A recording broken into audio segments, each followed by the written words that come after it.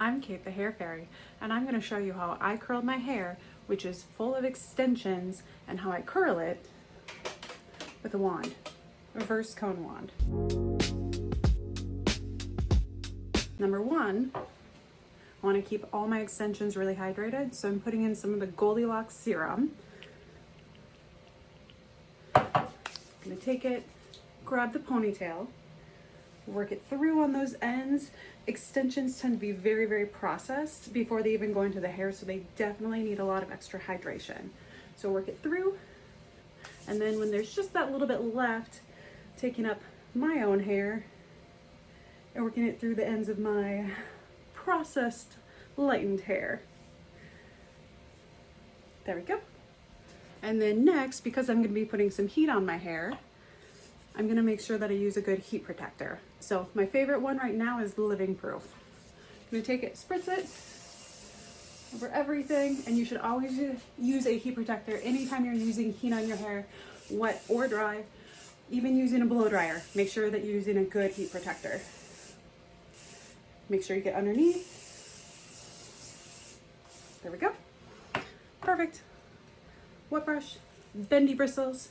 You can go right over those extensions. Perfect. Make sure there are no snarls or tangles in your hair. Awesome. Now what I'm going to do is section up around the bottom of the ears and clip. Let me find that. This top stuff out of the way.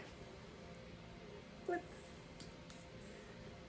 With this, I've got my back combing comb that I use to get really nice and close to the root of the extensions or the weft of the extensions and be able to get through. So I'm holding my hair to support it and then putting the brush through to get rid of any snarls.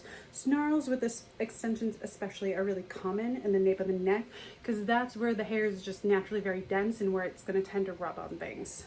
So that is good to go. So I'm going to take this first section of hair and essentially split it into 4 sections, 4 curls.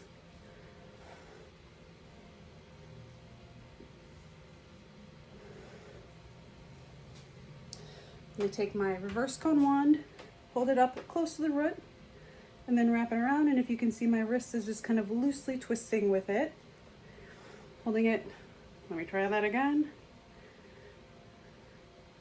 Holding it by the ends, and then I just kind of feel it with my fingers until I can feel the heat coming through, which then tells me that it is curled. And there we go. Curl number 1. Second curl. So wrapping it around, my wrist is just kind of going with that motion and that movement. And again, I think my hands might still have a little bit of that leftover serum on them because I am struggling more than usual.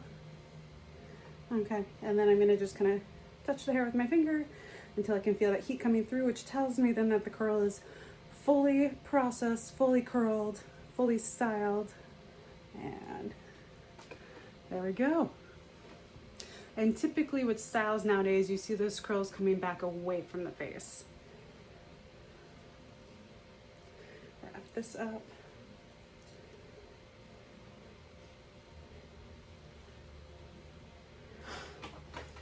All right, and then holding it up by the weft, by the root, and then wrapping around. If you can see, my right wrist now is very loosey-goose and kind of getting a wrap around the wand while I'm holding it up to curl. Once I get up to the side here, you'll see what I mean a little bit better too. And then holding it with my finger, and with wand curls too, if these ends are a little bit straighter where I'm holding, that is just fine. If you're worried about burning your fingers, you can absolutely get heat gloves. That'll help guard your fingers. Making sure everything is smoothed out. There we go, wrapping it around. And then just holding it up here until I can feel that heat coming through. The biggest thing to remember with a wand is as you're wrapping it, you really want to hold your wrist nice and loose. It's almost like it can get a double wrap on the hair then, and that's what will set a wand curl to be different than a curling iron curl. I love wand curls because I feel like they hold the curl a lot better, and they're a little bit more humidity resistant compared to just a curling iron curl. There we go. Next section. So now we're gonna go to where my next row is. So just kind of under the parietal. I'm gonna get all this hair out of the way. Clip it up.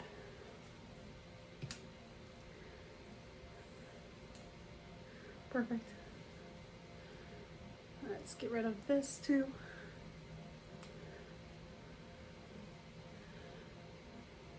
Section wise, you don't want to go too big with a wand because otherwise the heat won't get through, but you want to take big enough that it'll fall really nicely. So going away from the face, so I'm laying the hair on top, going away from the face and curling it. And if you can see, there's kind of this little twist in here as it's coming around. The hair is not flat wrapped against the base, against the heat. It's got a little bend in there, and that's what gives it that BT curl in there. You can feel that heat. There we go. Lovely.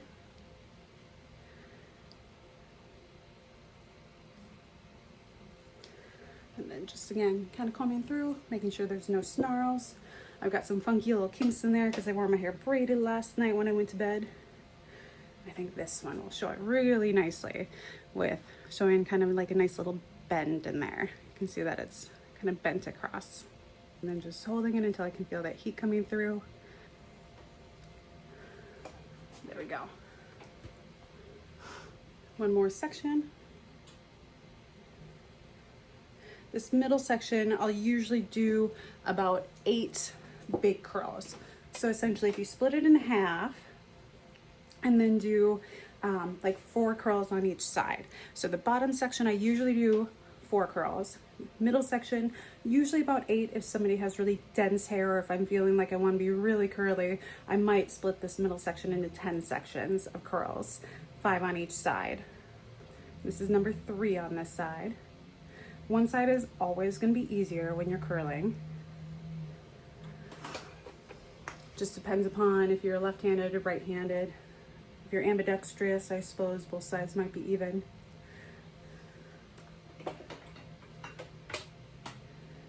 So here. And then when you're wrapping it, it doesn't make a big difference if you're holding it vertical or horizontal.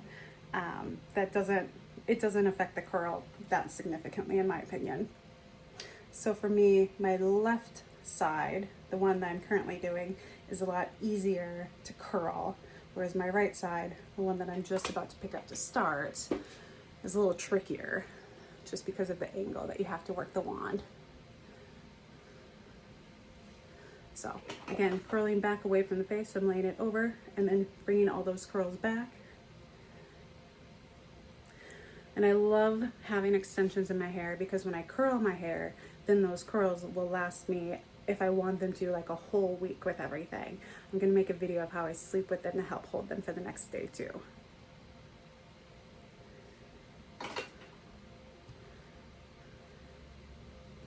So 1. Just combing through.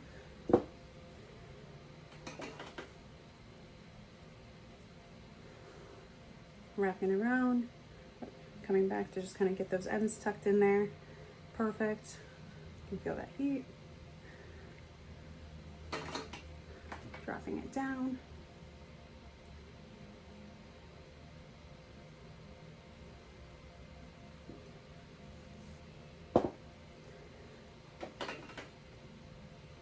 And wrapping it around. And what I love about hair extensions and wearing them curly is if I only have to curl them once a week, then that's a lot less heat that I have to use on my own hair and a lot easier for me in the morning then. So I spend, half hour once a week curling my hair, and then I can kind of just wake up, throw in some dry shampoo, and be out the door the rest of the week. Very easy. Dropping it down.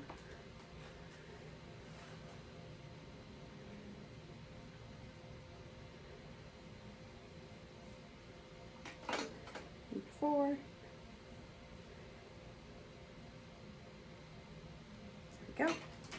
And next up, we're going to section around the parietal. And for me, it's easy to find because that's where I've got another layer of weft here. Perfect. And I'm not going to worry about the back at the moment. Just going to work on getting these sides. So this is a pretty decently thick weft that goes around majority of my head here. So what I'm going to do is section this into about 4 sections. And again, curls going back away from the face, wrapping around the wand. There we go.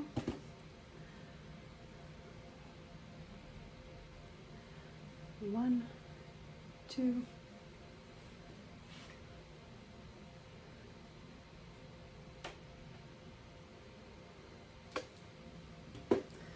and 3,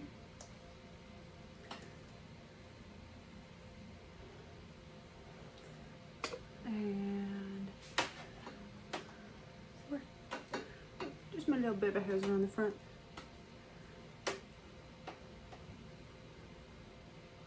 There we go. Same thing on this side, about 4 sections.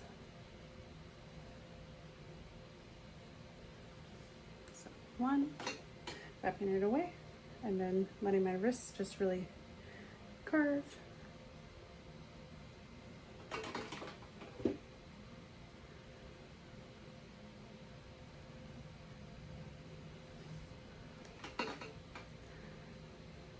2,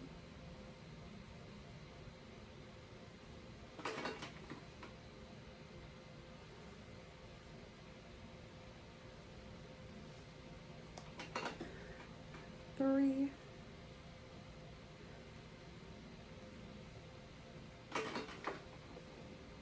and 4.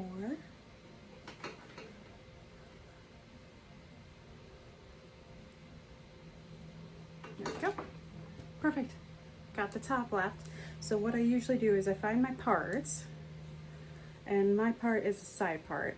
So essentially this will be one section where it'll be like 4 curls. This will split into 2 sections where it'll be like 6 to 8 curls. So we'll clip this out of the way over here. If I can pick it up.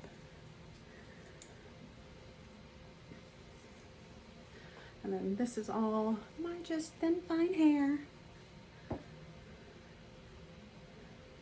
And this side is always going to be a little funky too, because this is the side that I have my scar from my basal cell carcinoma being removed. So there's always going to be less hair kind of right back in this area, and it gets a little funky.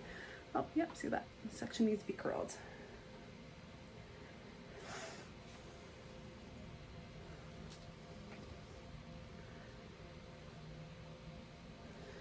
Two. I've got some weird little short guys back there because they are growing in. I'd had the Mohs treatment, M-O-H-S, to take my basal cell carcinoma off the top of my head. So that worked out really well, but now I just have a wonderful colic and bald spot and random short pieces in that area. Good thing for extensions and toppers.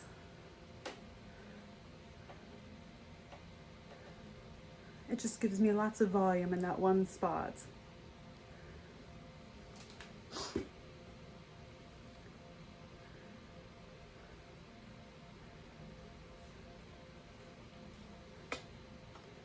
There we go.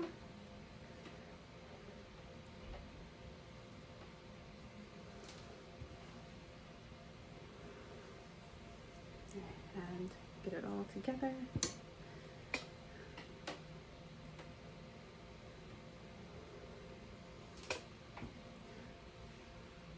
Looking good. And then gonna split this side in 2, just because it's a little thicker. So I'll clip this out of the way still. And last section here, bangs. And again, curling away. Dip-doo. Making sure that I can feel that heat coming through. Good to go. Perfect. Favorite thing, finish up with some dry shampoo. This is a jumbo can of one of my favorite dry shampoos. It looks big because it is really big. So take it, even on freshly washed hair. I love dry shampoo because it helps to just give a lot of body movement, kind of lift your hair up from the scalp with everything. So I'm gonna lift my hair, spray, kind of spritz through everything. Make my hair look a little crazy here for a minute.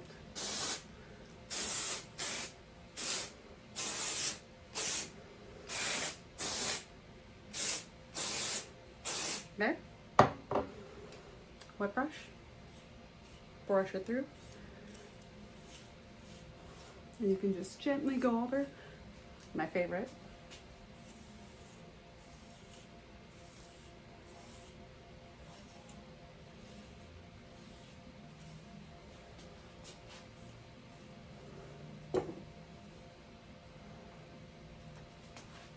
Voila!